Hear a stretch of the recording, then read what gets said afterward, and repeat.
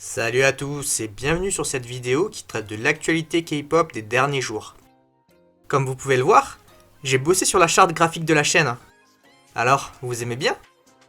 Bon allez, on perd pas plus de temps. À la suite du survival show Island, organisé par la Mnet, nous avons pu assister au début du rookie group, ENHYPEN.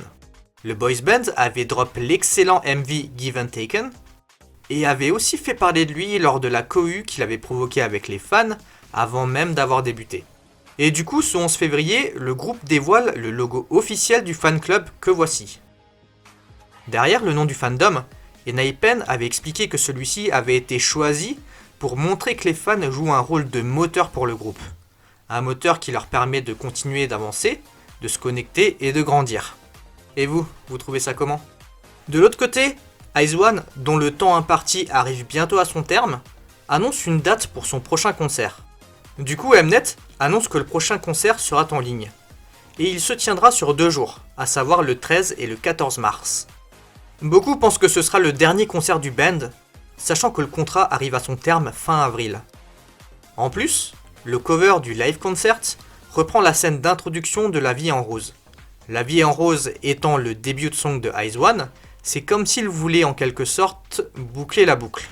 En tant que fans internationaux et au vu de la situation, je pense que c'est l'unique opportunité pour assister à un concert des filles. Tout comme de nombreux fans internationaux qui ont saisi l'occasion quand a eu lieu le live concert de Blackpink. En parlant du concert, Jennie nous a récemment drop un behind the scene sur sa chaîne YouTube. Pour ceux qui n'étaient pas au courant, Jennie a lancé sa propre chaîne YouTube depuis le 13 janvier. Je vous invite à vous abonner, le contenu inédit pourrait bien vous intéresser. D'ailleurs, Rosé va probablement aussi ouvrir sa chaîne YouTube. En tout cas, c'est ce qu'elle a fortement insinué lors du V-Live qu'elle a tenu le 11 février pour son 24e anniversaire. C'est suite à la question d'un des Blinks qu'elle répond « J'ai le sentiment qu'après la sortie de mon solo, je vais probablement en ouvrir une. Je pense que vous pouvez tous définitivement vous préparer à ça. » J'ai hâte de voir ça. En tout cas, le contenu de Jennie et plus largement de Blackpink attire bien des convoitises. Le 10 février dernier, on a pu voir apparaître sur YouTube un clip indien bien particulier. Le MV, au nom de Booty Shake, signé Tony Kakar, surprend tout le monde en reprenant les mêmes codes visuels que le MV Ice Cream de Blackpink. Je vous mets quelques exemples à l'écran.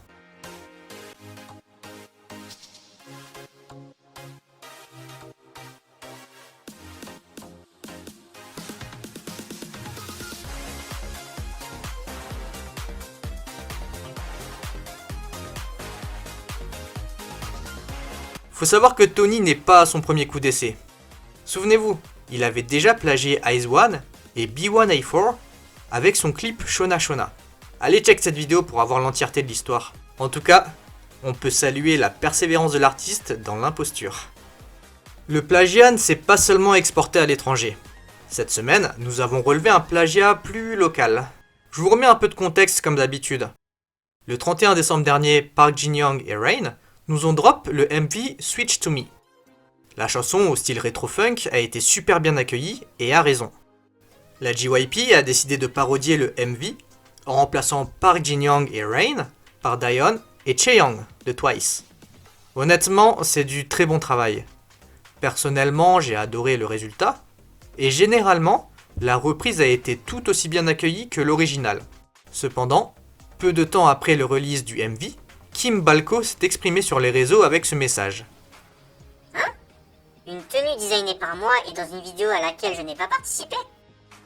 En fait, Kim Balko est une styliste dont le travail est réputé pour sa réinterprétation des tenues traditionnelles, nommées hanbok, qu'elle modernise. C'est elle qui est à l'origine du hanbok revisité, porté par Jisoo, dans le MV How You Like That. Et du coup, la styliste s'est étonnée de voir que Daeyeon porte une tenue qui ressemble fortement à l'un de ses hanboks modernisés, alors qu'elle-même n'a pas participé à la conception du MV. JYP a par ailleurs rapidement réagi. Le label a supprimé la vidéo pour réuploader une version amputée de la partie incriminée. Puis, le label a pris la parole. Bonjour, c'est JYP Entertainment. En ce qui concerne la tenue vue dans la vidéo Melody Project de Daeyeon et Chaeyoung, La pièce de hanbok a été achetée via un distributeur de hanbok. Néanmoins, nous n'avons pas pu reconnaître correctement sa ressemblance avec le travail des autres. Nous voulons nous excuser sincèrement pour cette erreur. Nous avons offert une explication approfondie, ainsi que nos sincères excuses aux concepteurs. Nous ferons plus attention pour que cela ne se reproduise plus. Mais ce communiqué officiel n'a pas vraiment convaincu les K-Netizens, ni les fans internationaux d'ailleurs. Ces derniers ont protesté via le hashtag FreeTwice et JYP Out, qui a atterri en top tendance mondiale. Les fans reprochent à JYP plusieurs choses. Comment avez-vous pu ignorer ça? Le MV de Blackpink est tellement populaire. Ça montre à quel point l'équipe de stylistes de Twice est négligent. Le Hanbok a même gagné un award. Affirmer qu'ils l'ont simplement acheté chez un distributeur est une excuse. C'est vrai que c'est difficile à croire, mais d'un autre côté, pourquoi JYP irait-il plagier en toute conscience la tenue de Jisoo alors que le MV est si connu? Je ne sais pas trop quoi en penser. En tout cas, JYP est encore dans la sauce et ce montage revient hanter le label sur les réseaux. Bon, qu'est-ce que vous en avez pensé les amis? Allez, comme d'habitude, si vous voulez montrer votre soutien, likez la vidéo, abonnez-vous et activez la cloche. Et je reste dispo sur Insta si vous voulez discuter. Allez, on se dit à toutes et bye bye.